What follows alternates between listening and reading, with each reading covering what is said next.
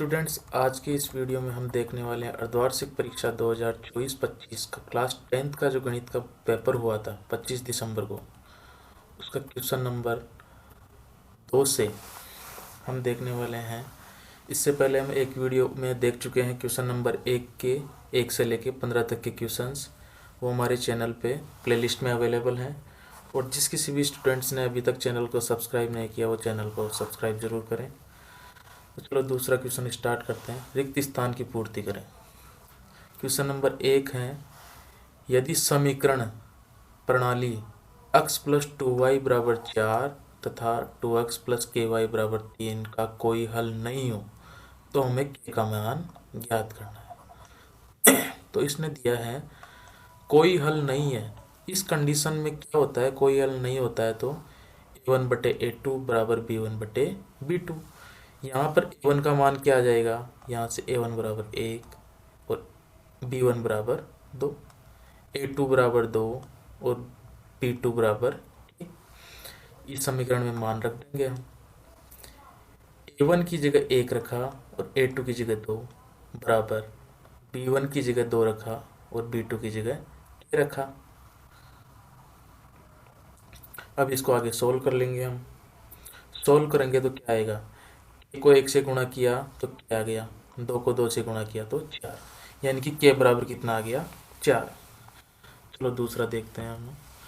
सभी वृत्त क्या होते हैं, सभी वृत्त समरूप होते हैं, यानी कि रूप में एक जैसे होते हैं। जैसे मान लो ये है, ये भी वृत्त है, ये बड़ा है, ये भी वृत्त है।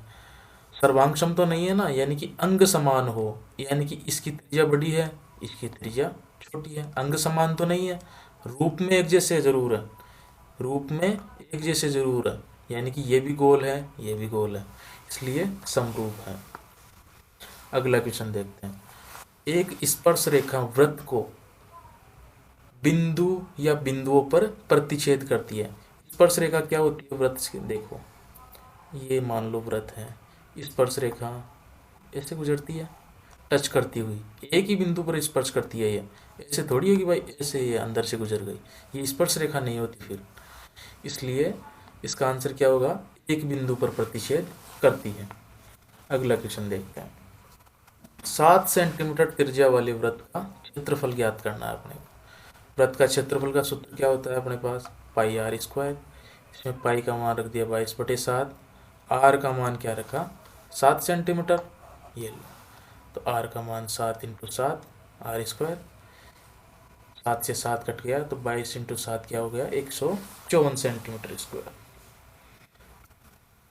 अगला क्वेश्चन देखते हैं। आर त्रिज्या तथा एच ऊंचाई वाले शंकु का आयतन। ये शंकु का आयतन का सीधा सूत्र होता है 1/3 पाई आर स्क्वायर एच।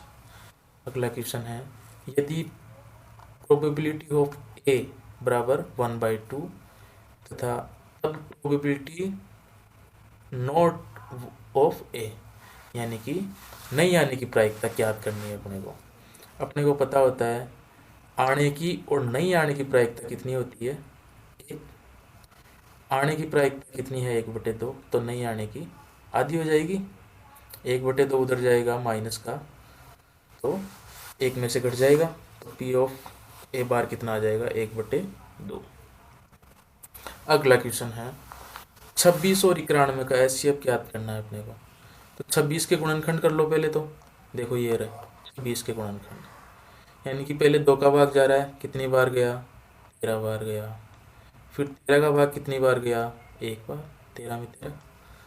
फिर 91 के गुणनखंड कर लेंगे ऐसे ही, 7 का भाग दिया, 7 का भाग दिया तो 91 में कितनी बार गया, 13 बार। 13 में 13 का 1 बार गया, ये लो यहाँ लिख लिया हमने, 2 × 13 26 का, और 91 के गुणनखंड क्या हुई है, 7 × 13। इन दोनों में कॉमन क्या है, एचसीएफ क्या होता है, हाईएस्ट कॉमन फैक्टर होता है, यानी कि सबसे जो बड़ा जो कॉमन है ना इनमें वो क्या है, 13, इसलिए एचसीएफ बराबर 3 हो गया। ये लो। अगला क्वेश्चन है, द्विघात बहुपद x square plus 5x plus 6 की शून्यक ज्ञात करने हैं अपने को। शून्यक कैसे निकालते हैं, सबसे पहले तो दिए हुए जो बहुपद है इसको बराबर में 0 करते हैं, समीकरण की फॉर्म में लिखते हैं। ये लो लिख लिया बराबर में 0। फिर 5 अक्स के अपने को टुकड़े करने होते हैं, जो अक्स की जो फॉर्म है ना, इसके टुकड़े करते हैं अपन। इसके ऐसे टुकड़े करते हैं कि जोड़ने के ठाने पर तो 5 अक्स आ जाए और गुणा करने पर इन दोनों का गुणनफल आ जाए, यानी कि 6x स्क्वायर आ जाए गुणा करने। तो 3x और 2x ऐसे टुकड़े हैं कि इनको जोड़ो 5x आ जाएंगे, गुणा करो 6x स्क्वायर आ जाएंगे। ये टुकड़े हो गए। इन दोनों में से x कॉमन आ गया, यानी कि यहाँ से x कॉमन लिया तो यहाँ तो x बच गया। इसमें से 3 कॉमन लिया, ये x कॉमन लिया तो यहाँ 3 बच गया। इन दोनों में से क्या कॉमन आ रहा है, 2x और 6 में से 2 कॉमन आ रहा है। यहाँ से 2 कॉमन ले लिया तो यहाँ x बच गया, यहाँ से 2 कॉमन लिया तो 3 बच गया। इन दोनों में x+3 और x+3 कॉमन है क्या, x+3 को कॉमन लिया तो यहाँ तो बच गया x और यहाँ बच गया प्लस का 2, ये बराबर में 0 है। अब इन दोनों को एक एक बार 0 कर देंगे बराबर के। ये लो x+3 बराबर 0 किया तो यहाँ तो क्या आ गया, x बराबर -3। यहाँ x+2 बराबर 0 किया तो x बराबर क्या आ गया, -2। अगला क्वेश्चन देखते हैं। एक समांतर श्रेणी दे रखी है अपने को 2, 7, 12, इसका 13वां पद ज्ञात करना है। तो यहाँ प्रथम पद क्या हो गया अपने पास 2, सार्वंतर d क्या हो गया, दूसरे पद में से पहले पद को घटा दिया, यानी कि 7 में से 2 को घटाया तो 5 है। कौन सा पद ज्ञात करना है, n बराबर 13। nवां पद ज्ञात करने का सूत्र क्या होता है, an बराबर a + n - 1 × d। प्रथम पद क्या है 2 प्लस n का मान कितना आ गया 13 -1, d का मान कितना है 5, सार्वंतर 5। सोल्व कर लेंगे तो आंसर क्या आ जाएंगे अपने पास 62। अगला क्वेश्चन देखते हैं। यदि sin a बराबर 3/4 हो तो tan a का मान क्या होगा। तो sin a बराबर 3/4 दे रखा है अपने को, दिया है sin a बराबर 3/4 लिख लिया। sin थीटा बराबर क्या होता है, लाल बटे कक्का देखा ना आपने, LAL बटे कक्का के ए, ये पहले वाला ही होता है sin थीटा, ये यानी कि लंब बटे कर्ण, यानी कि लंब बटे कर्ण बराबर क्या दे रखा है 3/4 के। ये एक कांस्टेंट राशि होती है, यानी कि स्थिर राशि होती है, स्थिरांक होता है। जैसे मान लो ये कटा भी होगा कुछ भी। तो चलो इसका चित्र बनाते हैं अपन। इसका चित्र ये देखो, लंब का मान कितना है 3 के, ये लो। थीटा के सामने वाली भुजा लंब होती है, ये लो 3 के लिख दिया। ये यहाँ क्यों लिखा मैंने, यानी कि ये साइन ए है ना, तो इसलिए ये ए पॉइंट यहाँ लिया हमने, ले लिया। ये बी हो गया और ये सी हो गया, और ये कर्ण कितना हो गया 4, ये कर्ण की जगह कर्ण लिख दिया, और ये आधार हो गया। अब पाइथागोरस प्रमेय से देखते हैं, कर्ण स्क्वायर बराबर आधार स्क्वायर प्लस लंब का स्क्वायर। कर्ण की जगह कर्ण का मान रख लो, यानी कि 4 स्क्वायर। आधार की जगह आधार रहने दो, BC की जगह, BC क्या है लंब, लंब की जगह 3 स्क्वायर रख लिया। 4 के का स्क्वायर किया तो 16 के स्क्वायर, यहाँ AB का AB रह गया AB स्क्वायर, 3 के का स्क्वायर किया तो 9 के स्क्वायर। अब इसको सॉल्व कर लेंगे तो √7 के आ जाएगा, AB का मान आएगा √7 के। अपने को ज्ञात क्या करना है tan A, यानी कि लाल बटे कक्के में देखो sine theta cos theta tan theta. Tan theta क्या होता है लंब बटे आधार, यानी कि tan A बराबर लंब बटे आधार। लंब कितना है 3 के रख लिया, आधार कितना है अपने पास अभी √7 के, ये लो √7 के रख लिया। आंसर आ गए 3/√7, कैसे के कैंसिल हो गया। अगला क्वेश्चन देखते हैं। एक 5 मीटर की सीढ़ी एक ऊर्ध्वाधर दीवार के सहारे जमीन से 30 डिग्री का कोण बनाती है। सीढ़ी दीवार पर कितनी ऊंचाई तक जाती है। ये कह रहा है कि एक 5 मीटर की जो सीढ़ी है ना, एक ऊर्ध्वाधर दीवार यानी कि ये जो खड़ी दीवार है इसके सहारे, यानी कि ये सहारा लेके ऐसे खड़ी है, 30 डिग्री का कोण बना रही है, ये वाला 30 डिग्री का कोण।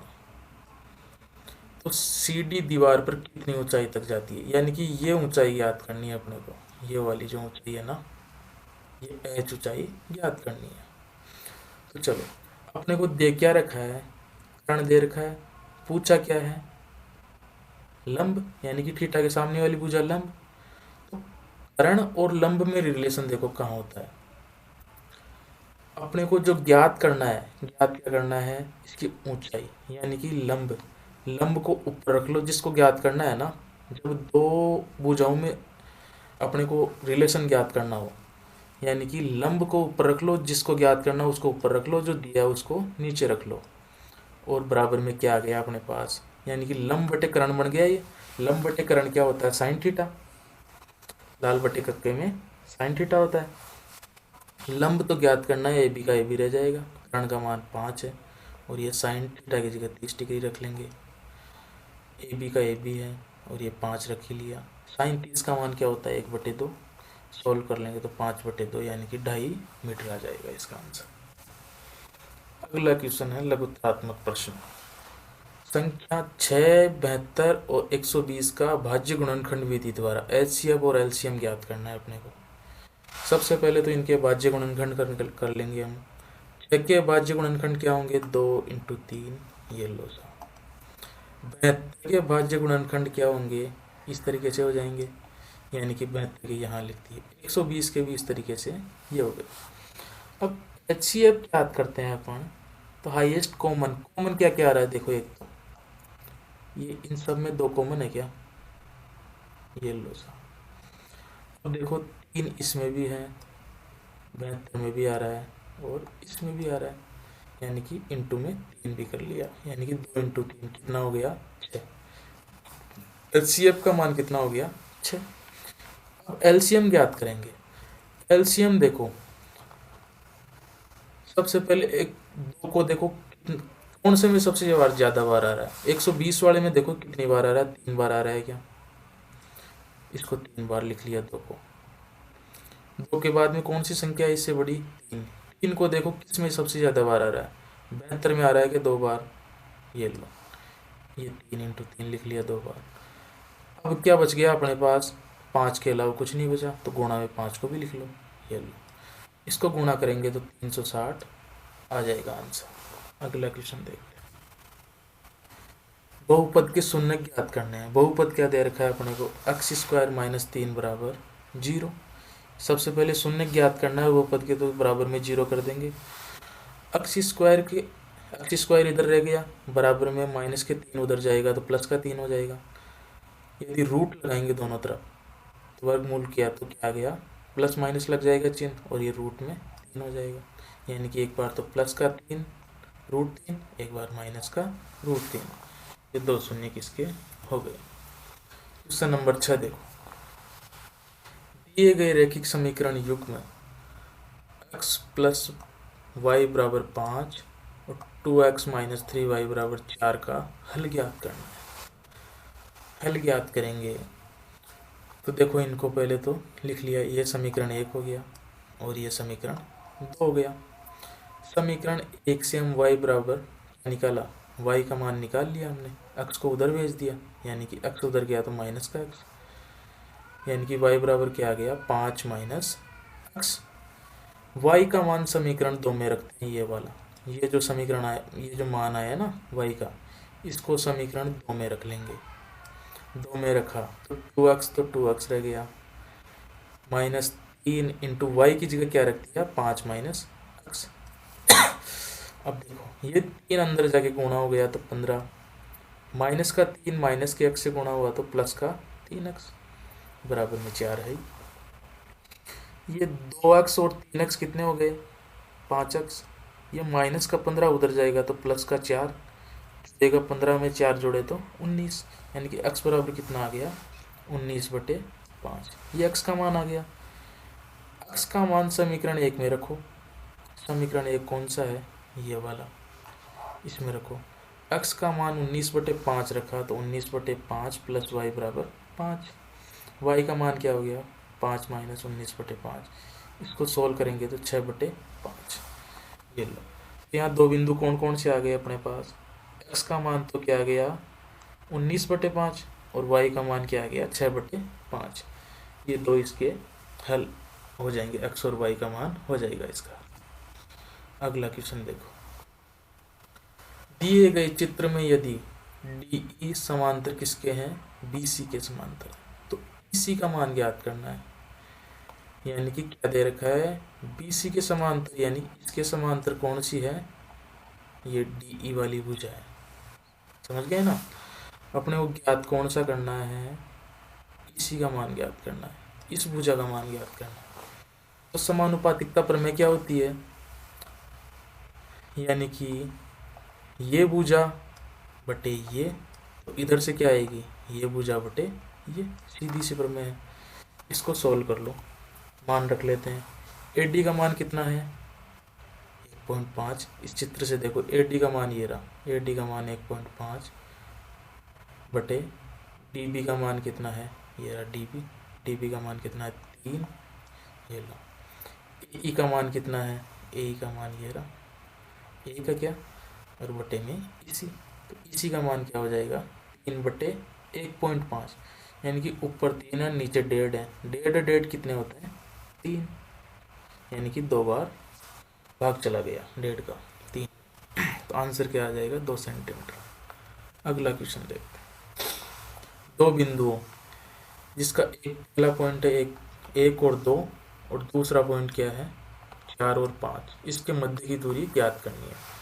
दो बिंदुओं के बीच की दूरी ज्ञात करने का सूत्र क्या होता है, √x2 - x1 का whole square plus y2 - y1 का होल स्क्वायर होता है। ये देखो यहाँ पर ये x1 हो गया क्या, और ये y1, ये x2 और ये y2, यानी कि x1 का मान 1 है, y1 का मान 2, x2 का मान 4, y2 का मान 5।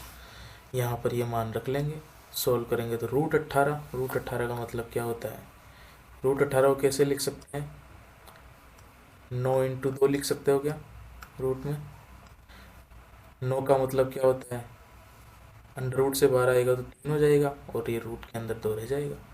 आंसर क्या आ गया 3√2। आगे देखो, भूमि के एक बिंदु से, ये जो भूमि का एक बिंदु है जैसे मान लो ये वाला, मीनार के पाद बिंदु से 30 मीटर की दूरी पर है मीनार के शिखर का उन्नयन कोण। ये जो दूरी है कितनी देर की अपने को 30 मीटर।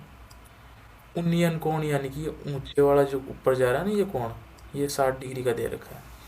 ज्ञात क्या करना है अपने को, ये ऊंचाई अभी बताया था मैंने, जब दो भुजाओं में अपने को थीटा दे रखा हो, दोनों भुजाओं में से एक भुजा पता हो और एक भुजा ज्ञात करनी हो, जिसको ज्ञात करना हो उस भुजा को ऊपर लिखो, जो पता है उसको नीचे लिखो। यानी कि लंब ज्ञात करना है, आधार पता है, तो लंब बटे आधार क्या होता है लाल बटे अक्षर में LAL बटे कक्का के, यानी कि लंब बटे आधार।